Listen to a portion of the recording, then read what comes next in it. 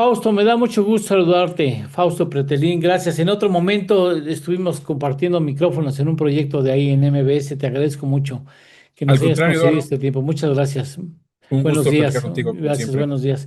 Oye, dime una cosa, ¿qué tan lejos estamos de una tercera conflagración mundial? Bueno, a ver, ya cuando hablamos de bomba atómica y que es de alguna forma el pretexto, ¿no? De este lanzamiento de misiles por parte de Estados Unidos y también de Israel desde la semana pasada, yo digo que siempre hay que verlo en dos planos, ¿no? Cuando uno empieza a hablar de la bomba atómica, pues se le para el corazón, ¿no? Eh, Sin embargo, Netanyahu ha estado 20 años hablando de que Irán está próximo a tener ya la bomba atómica y al día de hoy, bueno, si le hacemos caso al Organismo Internacional de Energía Atómica de Naciones Unidas, que creo que sí hay que hacerle caso, sí ha ido progresando el enriquecimiento de uranio en los últimos meses o años quizás, pero no a tal grado de que pudiera ser la bomba atómica. Es decir, tanto Netanyahu como Donald Trump, pues nos están mintiendo, es decir, no la tienen. Otra cosa es que la pueda llegar a tener pronto, ¿no? Pero, ¿y por qué hablo de dos planos? Porque en el otro plano está la Franja de Gaza, está la situación crítica en Oriente Medio, está la situación muy crítica en términos políticos para Netanyahu, o estaba, tanto en Israel, ¿no? Como en la zona que le rodea. Entonces, regresando a tu pregunta, pues si nos enfocamos al primer plano, bomba atómica, y ahora los ataques de Estados Unidos a Israel, lo que sigue es, de alguna forma, que los aliados de Irán van a transferirle seguramente armamento, le van a transferir ayuda sin encarar directamente a Estados Unidos, es lo que yo creo, ¿no? Oye, ¿y quiénes Eh, serían en este caso los aliados? Mira, evidentemente ya no son los mismos que antes eran. Si pensábamos en Siria o en Irak, pues ya han cambiado totalmente esos países, porque ya ya tienen otros gobernantes y que de alguna forma tienen, pues, si pensamos, por ejemplo, en Irak, pues hay una base militar eh, a 150, 180 metros, que diga kilómetros de Bagdad, de Estados Unidos, ¿no? Es decir, eso nos da pie a pensar que en Irak y mucho menos Siria, ahora que hubo ya un cambio de régimen, pudieran irse en contra de Estados Unidos e Israel. Pero evidentemente los países que de alguna manera le arriman el hombro a Irán, en este caso desde el punto de vista comercial, el más importante es China. Y subrayo que es el punto de vista comercial, que tú conoces muy bien esos temas. En temas de petróleo, pues son grandes compradores y vendedores. En el caso de Arabia Saudita, y hay que ver qué hizo las paces con Irán, gracias a China hace un par de años, y eso da pie que de alguna manera, pues los viejos rivales, ¿no? Sunitas, chiitas, en esa región, en esa parte, pues tengan una relación tersa o medianamente tersa. Pero hay varios países árabes, hay que recordar que Irán no es un país árabe, pero en realidad sí de alguna forma, pues están al pendiente de lo que pueda llegar a suceder. Por eso te digo, Eduardo, que no creo que se vaya a detonar un conflicto mayúsculo en este momento. Lo que sí es cierto es que lo que saben hacer muy bien Irán son tristemente los ataques terroristas, es decir, las células que tienen en Líbano, en Yemen, en Palestina o en Gaza, pues a eso están, a eso se dedican. Entonces, ahí es donde puede haber una venganza. Lo vimos hace 2 o 3 semanas en Washington, afuera del Museo Judío, donde mataron a dos judíos adolescentes. Eh, Lamentablemente, pues eso es lo que posiblemente se vaya a ver en un futuro cercano. Antes de comenzar habíamos hecho referencia a que quien va a vengar a Irán ya está dentro de Estados Unidos, ¿eh? O sea, no va para allá, no está por entrar o no tiene pensado entrar, ya está dentro.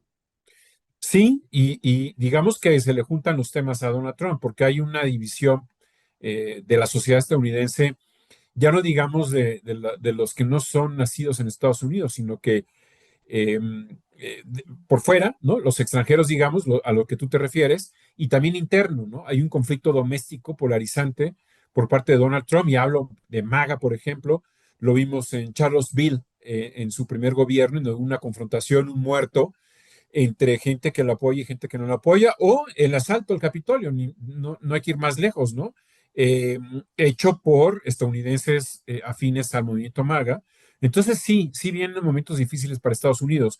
Marco Rubio, el secretario de Estado, dice que ahora es un país más seguro después de lo ocurrido el fin de semana. Pues no, eso es un optimismo, pues que sirve, no sé si para tratar de distraer un poco la atención, pero en realidad no. El mundo es más inseguro hoy que el día de ayer.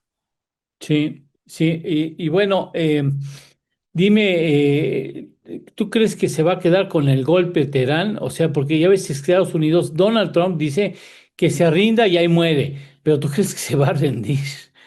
Yo creo que No, está definitivamente que difícil.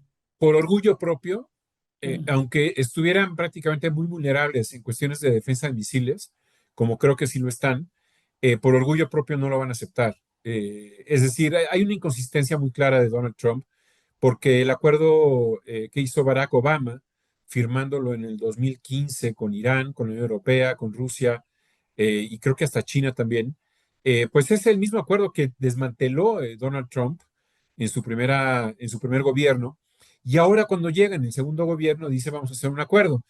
Eso es una enorme inconsistencia, yo diría, vulgaridad de un presidente que en realidad no tiene certidumbres lo que dice, ¿no? Es decir, dura 3 minutos lo que él dice. ¿Te acuerdas que la semana pasada había dicho, Voy a pensar 2 semanas""? Ujú, ujú. Obviamente lo hizo como una estrategia para eh, agarrar por sorpresa a los iraníes, ¿no? Pero no era necesario, ya no se cree en Donald Trump, ¿no? En la palabra. Oye, la conciencia cívica en el mundo, para no hablar específicamente de Estados Unidos, hoy es muy distinta a la que existía en la Segunda Guerra Mundial. Hoy una conflagración así, el riesgo que impone la actitud y las decisiones de Trump va a mover muchas conciencias, no solamente en Estados Unidos, sino en el mundo entero. Se van a pronunciar en contra de quien irresponsablemente provoca la probabilidad de una conflagración mundial, de una tercera guerra mundial. ¿Cómo lo ves? Sí, porque mira, el hecho de que haya traído el tema de la bomba atómica, pues lógicamente nos conlleva lo sucedido en Japón, en donde pues sí hubo esa detonación, ¿no? Que causó miles de muertes. Pero ahora la bomba atómica, después de la Segunda Guerra Mundial, se convirtió prácticamente en un arma disuasoria, no utilizable, por fortuna. Pero el hecho de que Donald Trump y Netanyahu hayan avivado, ¿no? La posibilidad de que se active esa bomba en cuestión de nada, ¿no? Pues habla precisamente de un escenario apocalíptico que ellos están asusando o ellos están apelando para tomar decisiones, lo cual me parece de una enorme irresponsabilidad en las alturas que tienen ellos como primer ministro en Israel y como presidente de Estados Unidos, y una enorme irresponsabilidad. Creo que lo más grave, Eduardo, es que Israel desde hace muchos años quemó puentes con Naciones Unidas. Para mí el árbitro multilateral, como es Naciones Unidas, es el que hay que cuidar, el que tendríamos que conservar, porque sin la ONU esto se convierte en una anarquía y lo mismo Putin, lo mismo Netanyahu, lo mismo Trump, no le hacen caso. Y precisamente Naciones Unidas nace para que le hagan caso, y sobre todo las grandes potencias que fueron las que hicieron la Segunda Guerra Mundial. Ujú. Entonces, tristemente, hay una enorme responsabilidad, tanto en la Casa Blanca como en Israel, con dos personajes que son radicales, que están, pues, totalmente llevados por el odio, ¿no?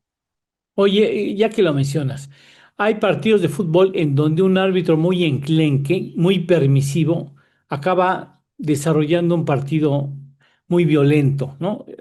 Y también puede haber el otro extremo, aquel que marca absolutamente todo y echa a perder el partido, ¿no? Los dos extremos. Como ciudadano del mundo, digo, la ONU, dónde está la ONU? ¿Dónde está la autoridad? O sea, ¿qué ha pasado? Han permitido muchas cuestiones en donde debió haberse hecho notar las Naciones Unidas. Mira, lo que dices es cierto. Creo que el Consejo de Seguridad, conformado por las cinco potencias ganadoras de la Segunda Guerra Mundial, siempre eligen a personajes como secretarios generales de Naciones Unidas de mediano pelo, es decir, con perfiles muy chatos, con gente moldeable, eh, que de alguna manera lo mismo Rusia, China, Estados Unidos lo tratan mal. En este caso, pues es el portugués Guterres, ¿no? Antonio Guterres.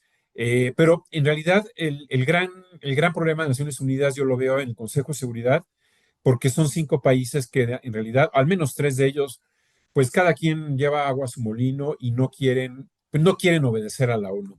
Y ellos son los que están de alguna manera colapsándola, tristemente, bajo un riesgo enorme, ¿no? Oye, ¿qué papel piensas que Donald Trump ha asignado a México en todo esto? Si es que ha asignado algún papel o esperaría la presencia de México, ¿en qué sentido? Si esto se mantiene como un conflicto vivo. Creo que tu pregunta es muy optimista, Eduardo, porque México lleva 6 años y medio en segunda división en temas de política exterior. Eh, es una diplomacia dogmática, no es una diplomacia de Estado. Y con eso, pues no hay cartas. Ahora sí que siguiendo las palabras de Donald Trump, no tiene cartas México para jugar en este momento en la política exterior, de influir en Israel, influir en Irán. Vamos, estamos muy lejos de la órbita. Eh, no lo hizo con los dientes con la boca muy chiquita López Obrador cuando México formó parte del Consejo de Seguridad, que estaba ahí de la Fuente, pero hoy de la Fuente como canciller, pues imagínatelo, está bunkerizado, ¿no? Está metido en el piso 22 de la Torre de Relaciones Exteriores y no viaja muy poco. Un secretario de Relaciones Exteriores que no viaja al exterior, pues en realidad no es secretario de Exteriores.